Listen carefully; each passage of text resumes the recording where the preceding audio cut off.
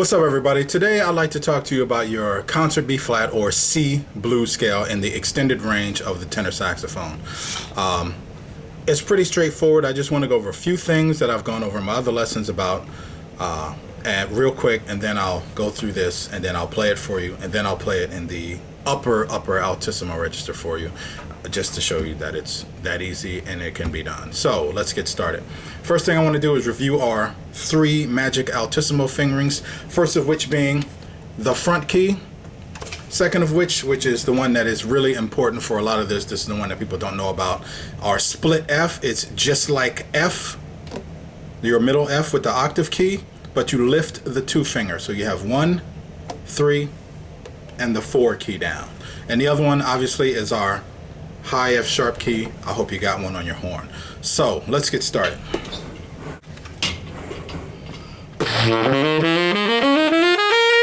Once we get to the C, the way I play E flat in this case is just the E flat key by itself. I leave off the D key.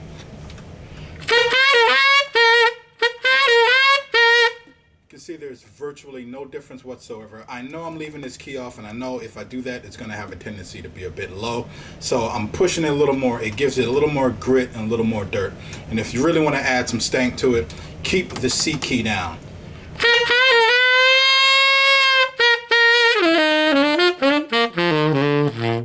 So in this case, when I'm playing the scale, I'm just going to go from the C to the E flat key. I'm going to go to the front F as opposed to the other F. I'll get to that one later. From this F, the front key, and the C, I'm going to add the high F sharp key in order to play F sharp, and then I'm going to leave the high F sharp key down and just lift the 2 finger in order to play G.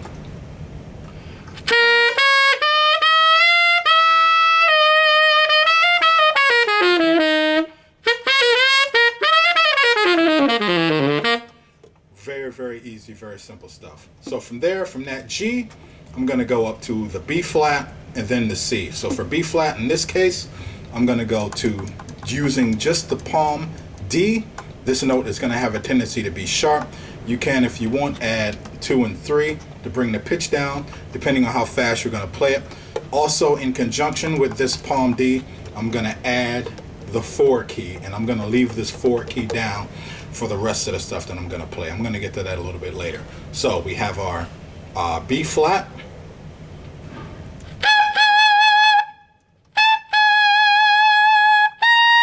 now for the C, what I would normally do is play our split F, the one I just talked about, 1, 3, and 4. But in this case, I'm just going to leave the 3 key off and use our 1 and 1, what's commonly known as the 1 and 1 B flat, or more specifically 1 and 4, same thing. So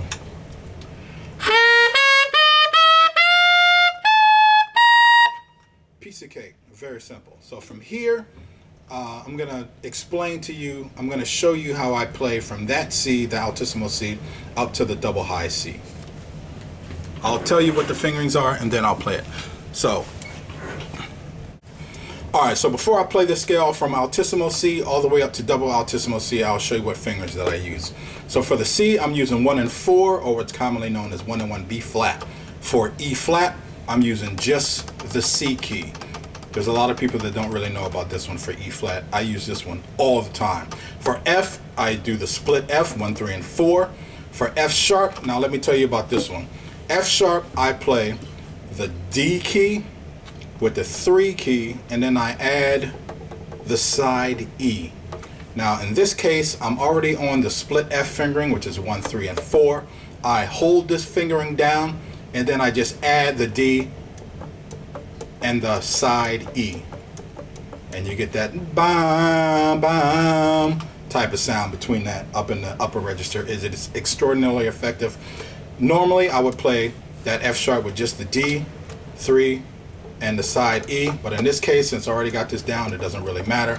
And then I'm going up to the G, which I play 2 and 3, and then from that G up to B flat, I play the split F again. I overblow it, 1, 3, and 4, and then from there I would play C, which would be the front key. But in this case, I play C just by pressing the B natural key. It's very effective. So sounds like this.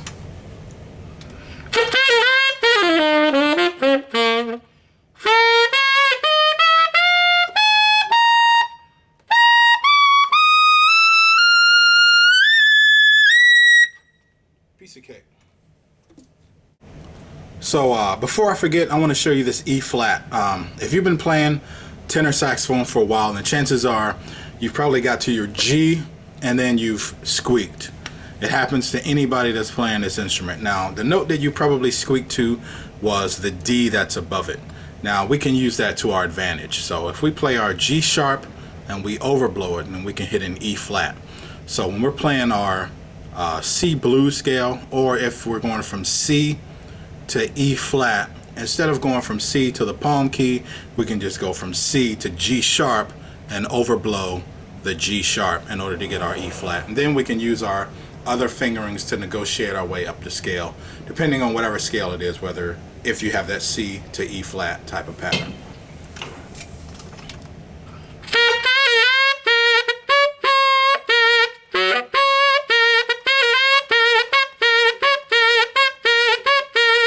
So you get a different kind of quality with it. It's sharp, but you can lip it and then use that. Use whatever kind of sound you can get out of this thing musically and tastefully to create whatever kind of effect that you want.